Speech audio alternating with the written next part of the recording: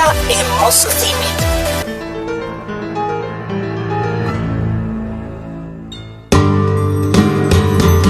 Jemi në prag të Krishtlindjes dhe në ditët e fundit të vitit 2025, një vit që shumë prej nesh do ta mbajnë mend jo për qetësinë, po për lëvizjen e fortë të energjive, për ndjesinë e një tenxhere presioni që ka zier për muaj të tërë e vende tani po shpërthen. Një vit ndryshimesh të thella. Sonte në këtë pikë të moskëthimit simbolike mes një viti që po mbyllet dhe një tjetri që po vjen, do të flasim për energjinë e këtyre ndryshimeve, për çfarë na ka mësuar 2025 dhe çfarë sinjalesh na jep qielli për vitin 2026. E ftuara jon është astrologja spirituale mikeshe e emisionit Denisa Shyle, që do të na ndihmojë të lexojmë këtë hartë kozmike dhe të kuptojmë më qartë se ku po shkojmë. Kënaqësi Denisa dhe mirë se erdhe në pikën e moskëthimit. Kënaqësi si gjithmonë Velta. Shpresoj të keni kaluar mirë këtë vit.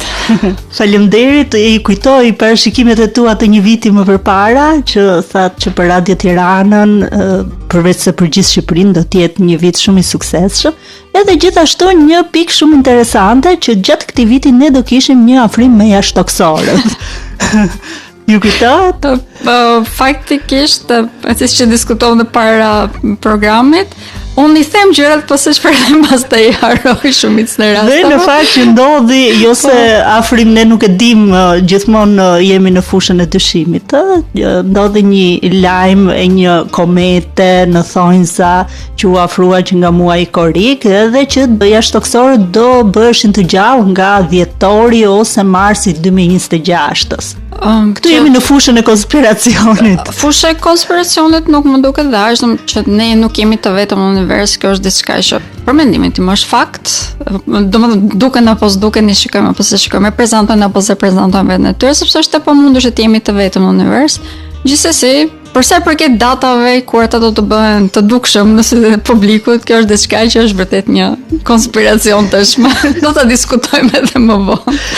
Denisa, një vit më parë në këtë periudhë bëm edhe një parashikim për energjitë që do të shoqëronin Shqipërinë gjatë 2025-s, duke parë sot zhvillimet sociale dhe politike që kemi përjetuar. A mendon se ato kanë ndjekur këtë ciklin astrologjik që parashikove? Në fillim të vitit të kaluar, ose të këtij viti, më mirë të themi, pata disa dyshime në lidhje me hartën e Shqipërisë. Duke qenë se Shqipëria ka ndryshuar shumë shpesh mënyrën e udhëheqjes, mbi të gjitha është shpallur republik edhe më përpara në vitin 2025, nëse nuk gabohem, 1925, por hera e fundit që është rishpallur publik, ose më të themi hera e fundit që ka qenë republik në parlamentare pas luftës së dytë botërore, ka qenë në vitin 1946. Dhe gjatë këtij viti ajo çfarë u vendos të pak, me sa kuptova unë, ishte që është vërtet harta e Shqipërisë ajo, pra ne jemi vërtet shenja e Bricjapit dhe vërtet kemi ascendentin tek shenja e Pinjakëve. Si rrjedhoj, ndikimet janë vërtet shumë të përshtatshme me ato çfarë pam në hartë. Janë pothuajse çdo gjë aren tashmë që ta shikoj. Për këtë arsye jam e lumtur të paktën nga ana ime profesionale, sepse kuptova diçka shumë të rëndësishme dhe disi ta ndjek tashmë ritmin e jetës brenda Shqipërisë. Pra Bricjapi ka qenë një shenjë e suksesshme në 2025. Më tepër se Bricjapi, për ne nuk po them që nuk ishte, për shenjën ose më them për Shqipërinë ka qenë më tepër ndikimi i ascendentit, duke qenë se ishte tek shenja e Binjakëve dhe kishte një forcë ose më themi një shtytje përpara në lidhje me karrierën, sidomos në lidhje me komunikimin, ndarjen të gjitha lajmeve, krijimi një rrjeti social i cili brenda vendit, kemi pasur mbështetjen e personave më tepër se sa nga qeveria, po kemi pasur më tepër mbështetjen e personave me njëri tjetrin, dhe kemi pasur një riperceptim komplet gjithasë shoqërie. Kjo nuk është diçka që duket ende në këto momente, por do të vazhdojmë do të japi rezultate, sidomos duke filluar nga gushti i vitit 2026, do fillojmë të vëmë re shumë mirë se çfarë punë kemi bërë deri në këto momente. Ja kam thënë edhe herë tjetër te parashikimet tuaja, më pëlqen gjithmonë mënyra se si e shpjegon që është proces, domethënë nuk është se do ndodhi fakti tani, por ne jemi në një proces që ja shikojmë sinjalet që tani. Domosdoshmërisht gjithçka është të njëjtë gjë, ka fillimin, ka zhvillimin dhe ka përfundimin ose aty kur ne shikojmë rezultatet. në këto momente, ky vit më të themi ishte viti ku vërtet mbollëm shumë. Dhe rezultatet do fillojmë që t'i vëmë re pas gushtit të vitit të ardhshëm, siç e thash edhe një herë, por që nga mars do fillojmë që t'i ndjejmë. Sidomos këto dinamikat të reja që janë kryer brenda jetës sonë sociale do të fillojmë që t'i vëmë re shumë. E kam thënë dhe dikur që do të kemi rikthim në Shqipëri dhe ky është një proces. Dhe me sa vura re dhe nga gjendja e botës në këto momente, duke qenë se kemi pak a shumë të njëjtën stat nga ana ekonomike, po thosë edhe në Europë, dhe Shqipëria po rritet në mënyrë të dukshme. Si rrjedhoj të qëndrosh jashtë shtetit ndërkohë që vendi jot është duke lulëzuar, nuk më duket më shumë kuptim. Po ka shumë njerëz që kanë dëshirë të kthehen, po mbi të gjitha unë po dëgjoj çifte që njëri partner ka dëshirë të ri jashtë, tjetri ka dëshirë të rikthehet, se varet se ku i funksionon dhe karriera. Domethënë e kanë tani këtë mundësi të zgjedhje. Me hartat që kam parë gjatë gjithë këtij viti, në përgjithësi persona, domethënë që edhe janë jashtë shtetit në këto momente, por edhe që janë brenda Shqipërisë, jetën e ardhshme të tyre kanë brenda Shqipërisë. Dhe kjo më gëzon pa mas.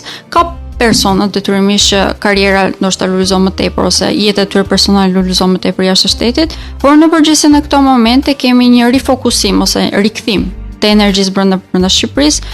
Kjo është diçka që duhet, por nuk mund të them që do të jetë shumë e thjeshtë. Është një proces që mund të bëhet pak i vështirë për individin, duke qenë se në momentet e para mund të hasemi me disa lloje armiqësish, është diçka e re, duke qenë se ne jemi mësuar si popull që vetëm largohemi, rikthimi mund na duket pak i çuditshëm.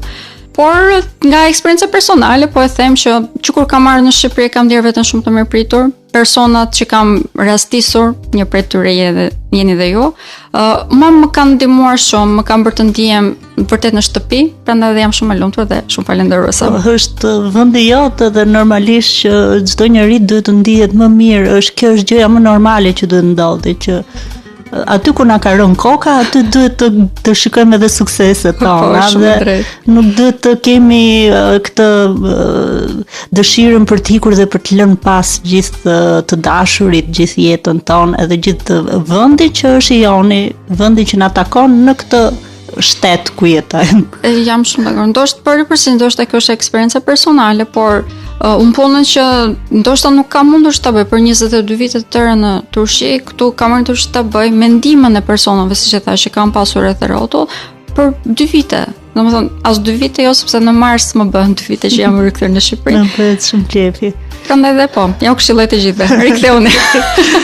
Tani, duke ju referuar hartës astrologjike që ju e studiuat, në çfarë fushash pritet që të ketë më sukses Shqipëria në 2026? Dhe do më interesonte më shumë ekonomia. Po, patjetër, ajo është pika që preket, kështu që domosdoshmërisht do të them. Atëherë, viti 2026 ndikime shumë të rëndësishme do të vazhdojmë që të kemi në lidhje me karrierën ose zhvillimin ton, të përbërjen e shoqërisë komplet. Kjo është një nga temat ku vërtet Shqipëria do të lulëzojë, por i përsëris profesionet që do të preken më tepër janë ato që kanë të bëjnë në lidhje me komunikimin ose zhvillimin dhe avancimin e teknologjisë. Këto janë 2 nga profesionet të cilat do të kenë zhvillim vërtet shumë të madh, sidomos pjesën e parë të vitit deri në datën 18 gusht. Pas datës 18 gusht tashmë do të futemi në fazën ku gjithë këto investime që kemi bërë, puna që kemi bërë, do të fillojmë të shikojmë në të ardhurën materiale, po do të fillojmë që të hedhim rrënjët atyre që kemi mbjellur deri tani. Është një periudhë goxha, siç e thash, e ngjeshur dhe kemi shumë më tepër mundësi që të rritemi, por normalisht të gjitha këto mund të vinë pak edhe me dhimbje të rritjes, prandaj të gjithëve do ju këshilloj që të jemi të përgatitur në lidhje me ato tema. Mos e heqim dorë pra. Atëherë, po Shqipërinë si e shikoni? Është një vit më shumë i orientuar drejt përforcimit të brendshëm apo drejt hapjes dhe pozicionimit të ri në raport me rajonin dhe Evropën? Shqipëria në këto moment është në një fazë pak të çuditshme, por rikrijon identitetin e saj. Në lidhje me rajonin është një nga vendet që ka më tepër mundësi për prosperitet, por nga ana tjetër mund të ketë atë disbalancën e saj të brendshme midis popullit dhe udhëheqjes. Kjo sepse mund të jenë dëshirat të ndryshme ose drejtimet mund të jenë pak më të ndryshme. Ose ndoshta udhëheqja e shikon me një hap më të madh se ç'mund ta shikojë individi për vetëm. Kjo është thjesht një vëzhgim personal, nuk po e them as në anën profesionale, por në Shqipëri mungon komunikimi midis udhëheqjes dhe popullit. Për këtë arsye, edhe nëse vizioni është i qartë i udhëheqjes dhe është shumë i duhur për ne ose i drejtë për ne, është problematike sepse populli nuk është në ndjenjë shumë të kësaj.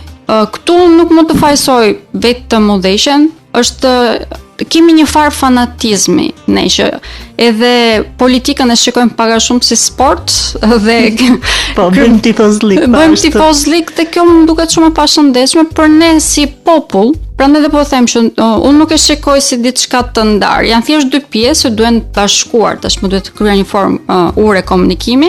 Gjatë këtij viti kjo është pika ku ne do punojmë, me sa kam re.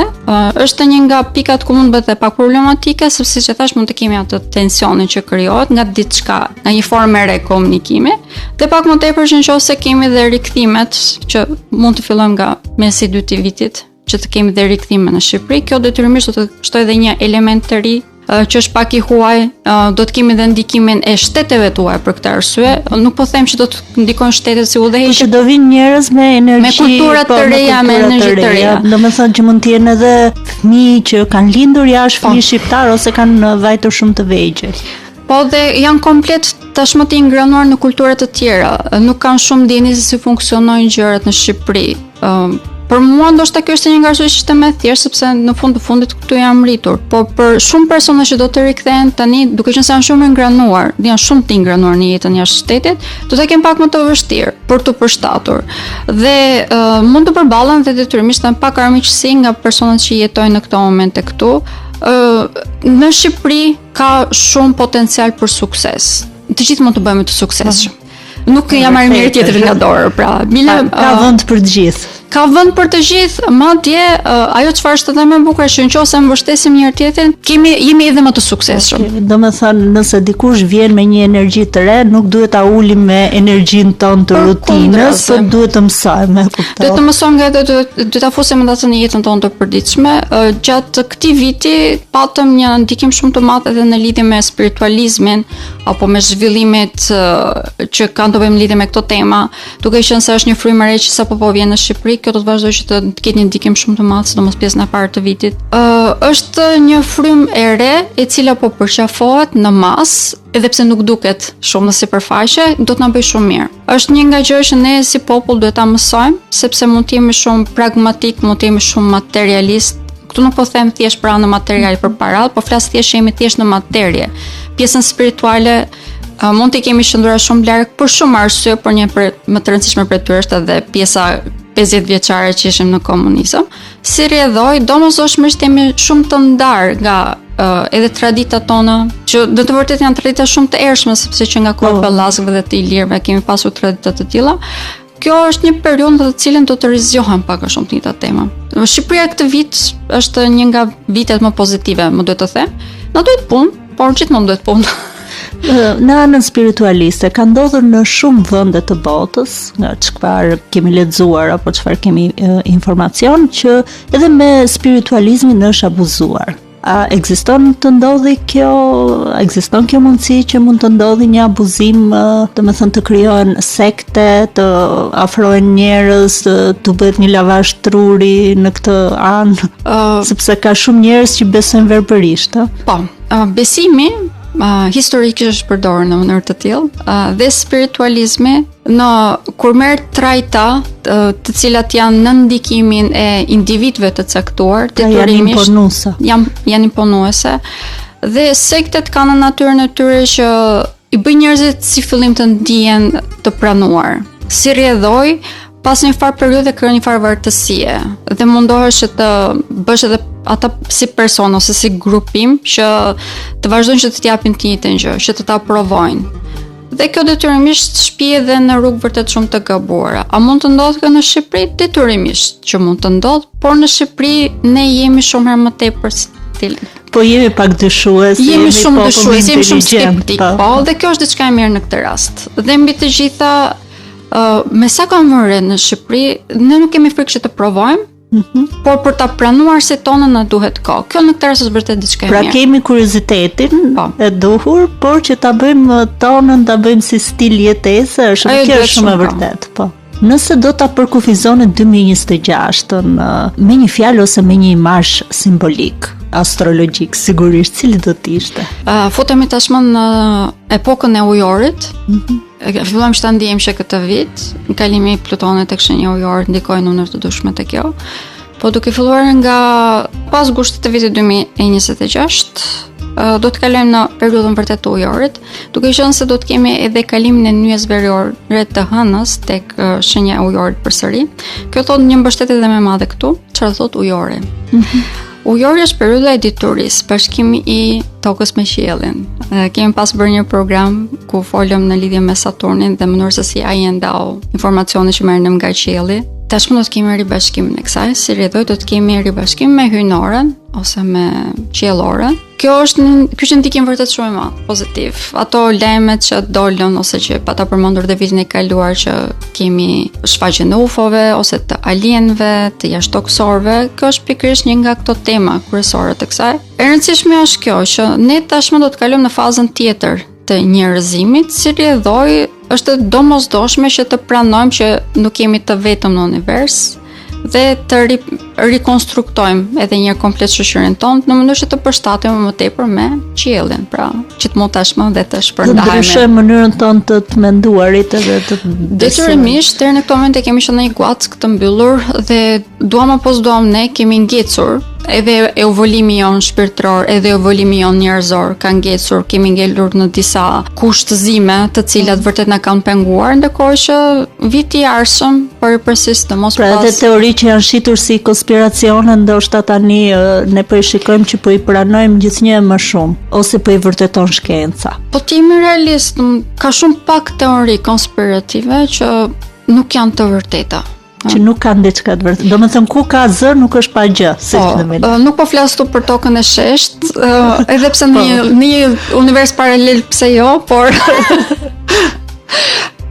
po flas për vërtet teori të cilat nuk është se janë pa bazë. Dhe në të vërtet, arsye që dalin të gjitha këto teori është sepse dikush mendon përtej asaj që duket. Për mua teoritë konspirative janë mënyra se si ne zhvillohemi si shoqëri. Janë të domosdoshme, normale që jo të gjitha duhet i pranojmë sa po dalin, duhet kemi edhe ne atë filtrin e logjikës tonë, por mendoj që janë shumë të domosdoshme për ne.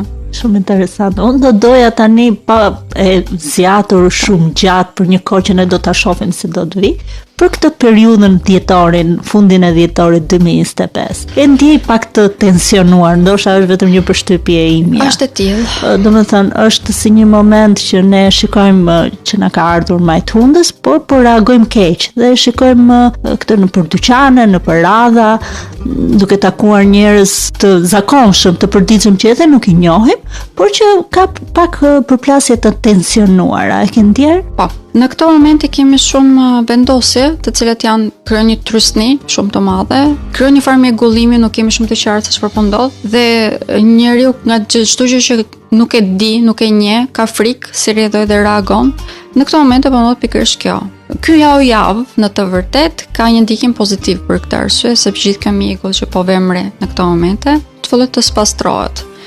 Gjatë kësaj jave ndikimi më i rëndësishëm ose le të themi morali i fabulës gjatë kësaj jave do të jetë që çdo gjë është ashtu siç duket. Mos u mundoni që të shikoni nën kuptime, të mundohemi që të imagjinojmë se çfarë mund të jetë, ajo çfarë është. Pra në qoftë se nxjerrë si ros, edhe në duhet inatosni. Mos u inatosni. Por një gjë që do t'i këshilloja është që të jemi realistë për atë çfarë ne jemi. Dhe të jemi realistë edhe për atë çfarë japim vlera. Në këto momente mund të pretendojmë sikur jemi shumë spiritualist në thonjse dhe pastaj të biem pre edhe e gjërave materiale, prandaj si fillim duhet të perceptojmë ne mirë se kush jemi në të vërtetë. Duhet pranojmë veten. Duhet pranojmë veten dhe të veprojmë në bazë të saj. Në momentin që e bëjmë këtë si gjë, asgjë e re që futet në jetën tonë nuk është më e frikshme, sepse mund t'i dalë mballë, duke qenë se e njohim veten. Dim se si do reagojmë, dim se si do veprojmë. Si përfundim për mbyllje, cili do të ishte mesazhi astrologjik që do t'i jepni të shqiptarëve për këtë vit që po vjen? Shqiptarëve faktikisht është një kërkesë të doja që të mund të krijonim atë ambientin që unë kam gjetur, që kam pasur fatin që ta gjej, për të gjithë ata që kanë dëshirë që të rikthehen në Shqipëri. Momenti i parë është vërtet shumë i vështirë dhe nëse nuk ke njerëz që të mbështesin, mund të quhet pak a shumë edhe momenti që rikthehesh si një farë dështimi, sepse ndoshta nuk e ke dhënë mbaran jashtë shtetit.